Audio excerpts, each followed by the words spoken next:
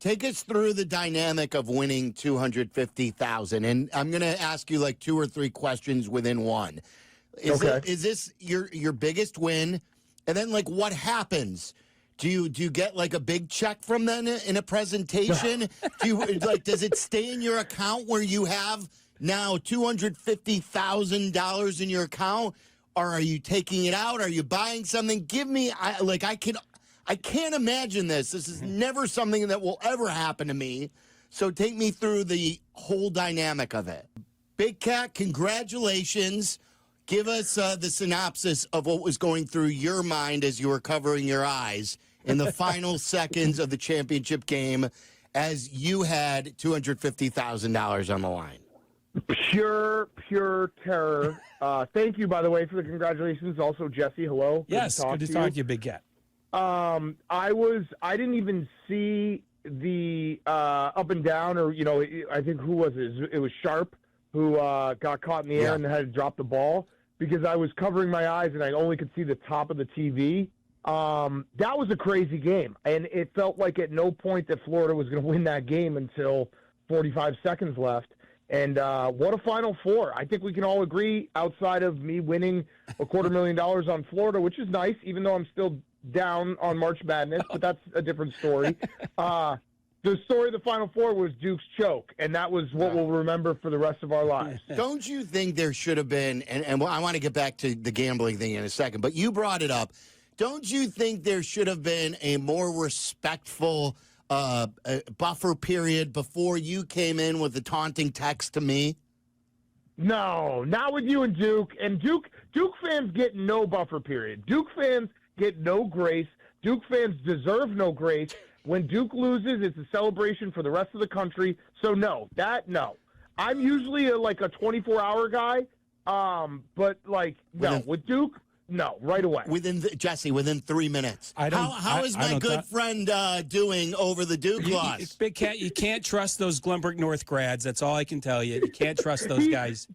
Jesse, he tried to use his son as a shield. Yeah, I know. He did the Nick Sirianni. He sent me back a picture of one of his sons crying. Yeah, Mason was crying. And then I felt bad, and then I remembered it was Duke, and I got happy again. No, you never want to use the word choke in the college, quote, amateur atmosphere, but that's as bad as it gets. I mean, that's the definition of one. And I love the guy like you do, Silvy. Yeah. That was the definition of a choke. So I understood the trash talking 3 minutes later. Yeah, and listen, they get. I agree. You got to be a little bit more graceful with college kids, but they do get paid now. Yeah, and the way people were talking about Duke being the best team ever, and the fact that they were up the way they were up. Like, I went back and I looked, and it was like 67-61 with 30 seconds left. How did they lose this game? It doesn't make any sense. That was one of the more, and it reawoken my hatred for Duke, because I've been struggling with it all year. I don't hate John Shire yet. I don't, I wasn't going to just have whoever followed Coach K immediately be like, I hate this guy as much as Coach K, because you can't do that. So I was struggling with it. I had landed on the fact that I hate that Duke is not hateable enough. So that's where I was going. And I also had resigned myself to them winning it all. People were accusing me of the reverse jinx. That was not a reverse jinx. I was very sure that Duke was the best team and that they would win the Final Four, they'd win the championship, and I would just have to deal with this. And John Shire, who's still a good coach, is going to go on to be like the best coach ever and win, 10 championships the next 30 years. So I was ready for that. To have it go the way it went, it was like a reverse sucker punch. It was so shocking that it filled me with so much joy.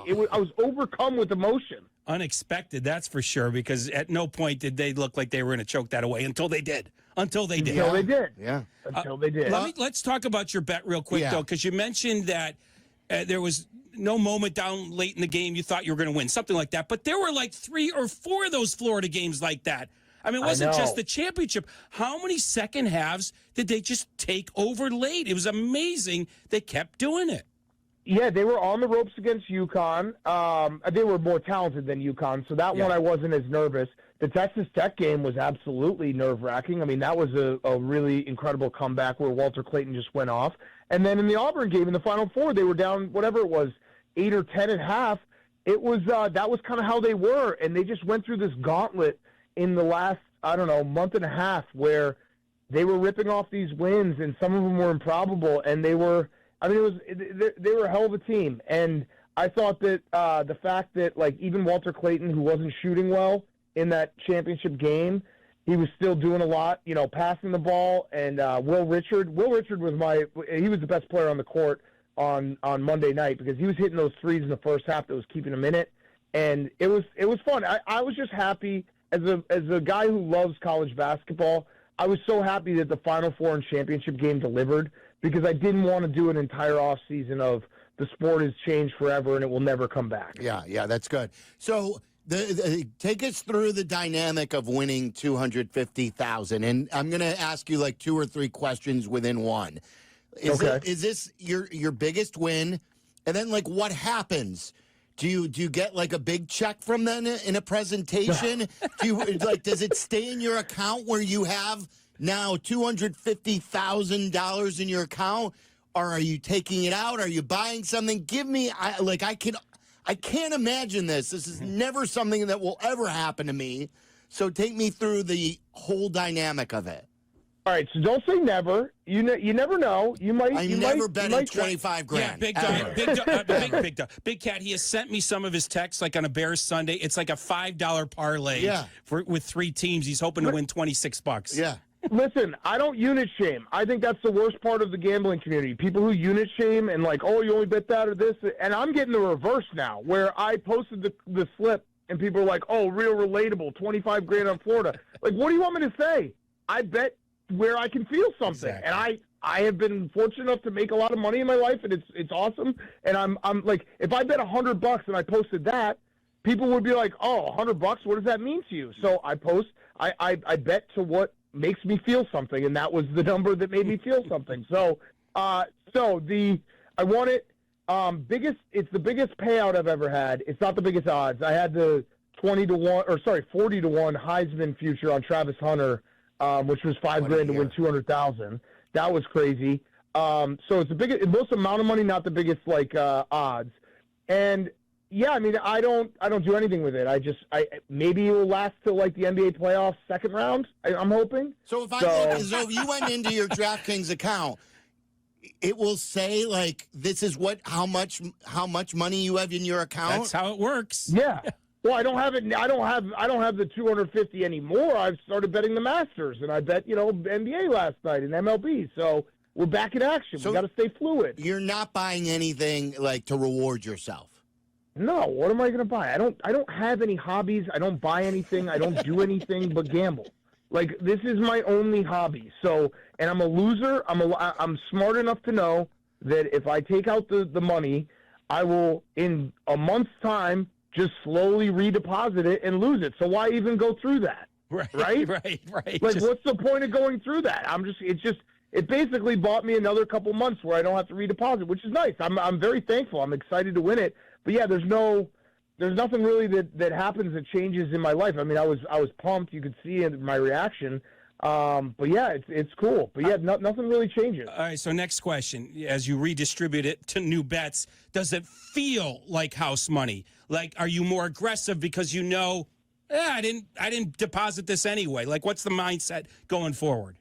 I try not to get too aggressive, but I did put a lot on Scotty Scheffler and Brooks Koepka, so I guess I got a little aggressive on that. But also, I have my next bet for you guys. You ready for this? Yeah, let's go. This was 90 to 1 on Tuesday morning. I want to say Wednesday morning. I think it's 55 to 1 right now. This one you're gonna like, Silvy and Jesse. Kyle Schwarber MVP. Oh. I may have to ride with you. Yeah, I may have to ride. What if he hit 60 bombs? I know Shohei. I mean, look, I would love it if Kyle Tucker beat me out for this, bet. But I know Shohei's going to get most likely the most love, and he's going to steal all the bases and probably pitch again. Start pitching, right, yeah. Right, but if Kyle Schwarber hits 65 bombs, I love that guy, too. I love that guy. Would be, and it's one that was probably to answer your question, Jesse, that was probably the one bet I made where it was house money, where it's like, this is probably not going to, it's not going to win, but I want somebody to root for. I love Kyle Schwarber. I always love him. And there is a world where there's a path there where if he does have a historic home run season, and his average is, I think he's hitting like 320 right now. You could make the case. Yeah, it has to start with Ohtani not pitching. That's a start, but he's supposed to, but that's a start. If he doesn't, at least you're in the team photo for this. Right, and people get tired of we see it in the NBA all the time, voting on the same guy. So if it's close, you may get the benefit there. And when I say you could make the case, I literally will be making the case all summer long on Pardon My Take. So that's also part of it is like, I will try to tilt the scales as much as I can to get the narrative going. Well, you're talking to a potential voter here. I don't know what my award will be. Well, I don't know yet. We get assigned the awards late in the year, but, keep talking it up. And when was the last time you had MVP? Plus, I love Schwarber anyway as well. It's been a few years. I might have it this year. Ooh, wait, they rotate it? Yeah, we rotate. We rotate every year. Exactly. Oh, so what'd you have last year? I had, I believe, AL Rookie of the Year. I think it was AL Rookie of the Year. Yeah. Right, exactly. What's the one that comes up and you're like, really? I don't want this. Yeah, that one. Definitely the Rookies of the Year. Sometimes Manager of the Year is kind of not very sexy. But most people like voting Cy Young and MVP. Those are the fun ones. Why doesn't everybody who covers the game voting on MVP? So it's randomized? It's randomized within each city. There's 2 voters for every award from each city. I got you. So I voted for AL. Yeah. Okay. And so like the other writers in Chicago voted for MVP. There's only 30, 2 from each city. That's so funny. I never knew that. Yeah. So that's all right. Yeah, I mean I would definitely be like disappointed if I look up, get my email and it's like, yeah, you got AL Manager of the Year. Go ahead. Right, exactly. I'm due for an MVP, so we'll see. Let me sell you something on Caleb Williams that I sold earlier on the air, and I wrote in my column. I've had Nick Friedel disagree with me. I think Pat the designer slightly disagrees with me. I say, Big Cat, that no one has ever had more pressure on them than Caleb Williams has now to fulfill the #1 overall draft pick in a city that's never had the truly superstar quarterback where he could make mega money in just a matter of 3 years going into his 5th year. And while I'm not saying he has more pressure on him than Derrick Rose did or some other people, because Derrick Rose was the #1 overall pick playing in his own hometown and in the shadow of Michael Jordan. But to have never had a great quarterback in this town as the Bears quarterback, which is, I think, the most important position in sports in this town. Like, that's the most, the most polarizing thing we have. What do you think? Do you think that you agree with me, or would you say that Rose had more pressure? All right, wait, so is it just Chicago, or is it like in the history of sports? No, Chicago sports. Recent memory. I might lean with you in Caleb. I'm just thinking. I mean, it's so hard. Whenever D Rose, it's because the injuries just change everything. The other thing is a free agent usually. Marion Host, John Lester, but I don't think they had more than Caleb Williams. I actually said, Big Cat, Michael Jordan year 6. Yeah, as a Bull, right? Yeah, you gotta put yourself back there. That's what I was thinking about when you said the question, because I was thinking like all sports, like Peyton Manning when he hadn't won one. Right. Yeah. A-Rod when he hadn't won. LeBron when he lost in 2011 to the Mavs.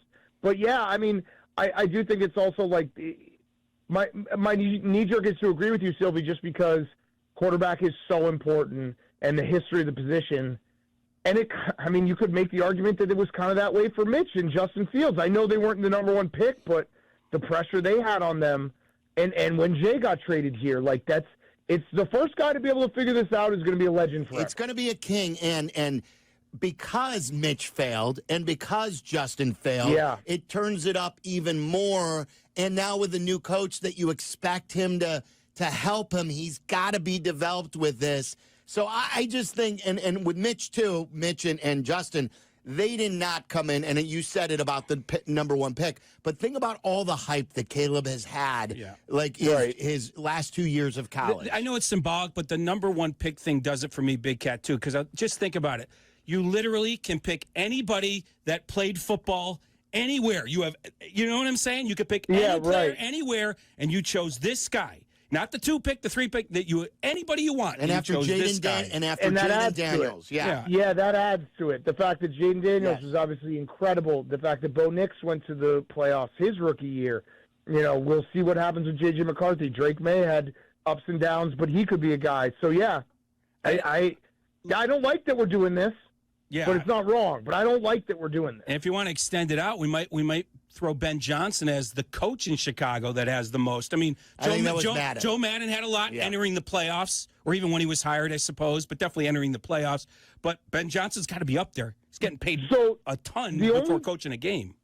Yeah, the only difference with Ben Johnson, if we're doing this, the Caleb Williams thing, is that there have been good Bears coaches. You know what I mean? There's never been an all-time Bears quarterback. Yeah. So that would be the only difference, that there have been competent and good Bears coaches. But yeah, this now scares me. I wish you hadn't done this. Jesse asked me earlier in the show, what scenarios are you okay with at number 10? Oh, you know what? I saw a rumor, and it's just a rumor, but the idea that the Steelers might want to trade up to try to get Shedeur Sanders. And that's something I'd be very interested in. If you could get their 21st pick, their second-round pick, and maybe a future first, that would be. I don't know if it would be a future first. I don't know what the calculations would be, but I'm a big believer in, at this point, if everything works out for Caleb, Caleb's progression is the number one most important thing for the Bears, but. You have to think, if he is the guy, the thing you're going to have to be able to do is fill this roster with impact rookies and guys that are, that can come along with him and build the actual structure of this organization. So having a couple more swings, especially if you're hey, if Caleb's incredible this year, right? And then next year you have another first-round pick. So that's another guy that you can then draft, and you don't have to pay when you pay Caleb. Mm-hmm. You know what I mean? The timelines. So that would be interesting to me. I'll go back, though, if we're not trading the pick, I just want it to be a defensive or offensive lineman. As long as it says lineman after it, I'm happy. Yeah, I agree with all those scenarios, including Sanders possibly going to 10. You move down. If you end up with the 3 of the top 41, I guess it would be, I'm okay with that. So there's 3 or 4 scenarios you're okay, I can live with that. Right, exactly. And just trying to, getting a couple swings at this. And I don't think, the one thing I will say is I did probably about a month ago, I started to try to convince myself that Ashton Genty is a good pick. I think he's going to go earlier than the Bears. So I feel like that decision is going to be taken away from the Bears, which I'm relieved. Yeah, I think we're all in agreement there, too. The Raiders, everyone's got the Raiders. Well, so we will see. All right, Jesse, ask him the question that you had, the fun question. So, so here's the question. Fill in the blank. I don't understand people who fill in the blank. It could be sports or non-sports. Here, I'll give you mine. It's silly. It's minutia stuff, but we all have it, right? I don't understand people who back into parking spots. This happens. Oh, you're an idiot. I hate it. I back into my parking spot every night. Just pull in. Why do you have to back in? Just because pull then in. I can just pull out. Just pull in. You're a pull-out guy, huh? What are you talking about? At Wrigley Field, they have these parking lots for media and fans together, and you could pull in and still pull out. That's what I don't get. I can pull out faster, and the backing in, it only takes me, I just go past my garage and then one motion back. I don't like people that back in for no reason. I don't like you, so. Well, now this is just your garage, though, right? You have your own garage, so. Yeah, I have my own garage. What about the people in the mall parking lot or in the mini mall where I'll do it. I'll do it. I don't do it. You back it in there. I don't do it all the time. I do it when I feel like it. Okay, but do you even back in if you pull in, you can still pull out? There's no barrier in front. Why would you? I better hear that as a drop. If you can pull in and pull out. All right, but give me yours. That's mine. Give me yours. There's got to be something. I don't understand people that fill in the blank. I don't understand people that are lactose intolerant. That's just not real. I also don't understand people who have allergies. I don't get that either. That's not real to me. I just don't. I don't get it. I love it. All right, I got one. This is Jeff Passan does this. My buddy Jeff Passan. Oh yeah. I don't understand people that don't get a drink with their meal, and I'm not talking about a beer or anything. I'm talking about we go get a cheesesteak. I come back with a cheesesteak and a Diet Coke. We sit down at a table. He comes back just with the cheesesteak. I'm like, you're not washing down a cheesesteak? No, I'm going to drink something later. You have to have a drink with a meal. That's psychotic. It's lubricant. That's exactly. There's people out there that don't wash down their meals. I don't get it. That one I agree with. Are you guys either of you lactose intolerant? Because it's not real. No. Okay, good. No, I've been hip to that for a while because it's like I can eat so much ice cream that my tummy hurts. Like everyone can. I don't understand it. People who say they're lactose intolerant, they're like, you're mentally weak. So you believe that if someone says that they're eating ice cream or drinking a glass of milk and they have to literally 5 minutes later go to the bathroom because they have like insufferable cramps, they're making it up? Yeah, they're just being weak. Did you not say you don't believe in allergies either, which I love? I don't believe in allergies. Allergies make another weak thing. Yeah, peanuts. Where it's like, oh, the trees have, pollen. Oh, I can't stop sneezing. No, you're sick.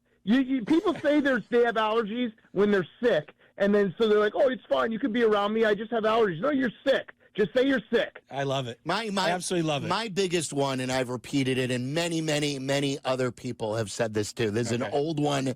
It's an old but popular one, and it happened to me again today. And it's not necessarily that they're just doing it. I want to know what the mindset is. Again, someone on the Edens was going 55 in the left lane. And there were other people in the center and the right lane going the same speed, and they're creating a roadblock. I want to know, Big Cat, when I pass them and then facial flex them, and then other people do the same, what are they thinking? Are they oblivious to the left lane passing rule? Are they or do they think that you shouldn't be going fast, so they're doing a public service for the rest of the roadways? I think it's the first thing. What is the mentality of the person who is camped out in the left lane where he's not going or she is not going anywhere? They were raised incorrectly. They were raised by wolves. It makes no sense. I agree with you. That's maddening. And you shouldn't even. I understand if it's traffic. Okay, that's one thing. Like if it's bumper to bumper traffic, that's different. If you're in the left lane should really only be for passing. I go in the left lane, I pass, and I come out of the left lane. Like unless you're going 85 miles an hour, which whatever you can do whatever you want, you might get pulled over. I don't understand anyone who just camps out in the left lane. Yeah, I don't think they're doing it on purpose. They're oblivious. They were raised by wolves. Oblivious. I think they were raised by wolves. There you go. Heathens. Yeah. All right, so are you going to contribute to the Justin Tucker Fund? Kyle Tucker Fund, I should say. Kyle Tucker. Justin Tucker? No, I'm not, but I want that as a drop. Way to go. Are you doing a Justice for Justin Tucker Fund? No, I am not. And I've made that mistake like 20 times, too. At least. I still can't get Kyle Tucker right. Isn't it amazing, Big Cat, the pressure that's going to increase on ownership if this guy continues to play the way he is? I mean, they want him to play well, but it also means the price tag keeps going up. Do you know what I said on when I was with Eddie and Chief at White Sox Day when we did our stretch podcast? So I went to Sunday and Monday Cubs games. Sunday, I took my kids. It was the first time since Kyle Schwarber that I took my phone out to take video of an at-bat being like, he could probably hit a home run, he hit a home run. I was like, I haven't felt this in a while, where it's like this type of pop in the lineup, where it's like, there's like a pretty decent chance he can go yard here. So I'll do this. If Kyle Schwarber wins NL MVP, Jesse might need a little help there. I will donate $100,000 to Tom Ricketts to pay for Kyle Tucker. Oh, wow.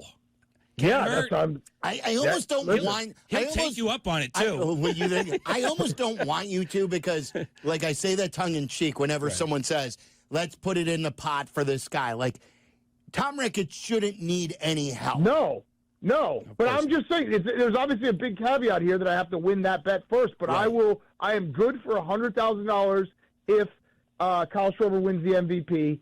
I am good for $100,000. I agree. They have more money than God. They should be able to pay for him. They need to pay for him. I don't know if you've noticed, Silvy, but what we have to do every single day that I'm watching the Cubs and he does something, I just tweet at the Cubs and I say, today would be a great time to sign Kyle Tucker. And we just got to keep doing that every single day until they just do it. I think the bet or the promise that you've made should be just called Kyle for Kyle.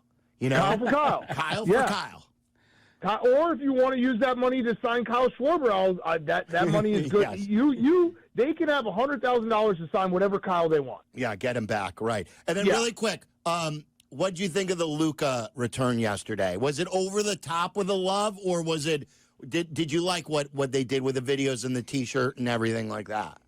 I loved it because I feel like it was cathartic for Mavs fans who have gone through hell, and I love that Luka did that to him because it's still. We'll be 30 years from now, and we'll be like, what happened? Why did they trade him? So they deserve all the disdain and ridicule, and that coward Nico Harrison, I've heard, is not sitting in his seats anymore. Go sit in your seats, tough guy. So you got to. I'm happy that Mavs fans had that moment. All right, Big Cat, you're the best. Congrats all again. All right, root for me. I got mini golf. The championship is starting in an hour. Oh, good luck. All right, warm up. Good luck. Yeah.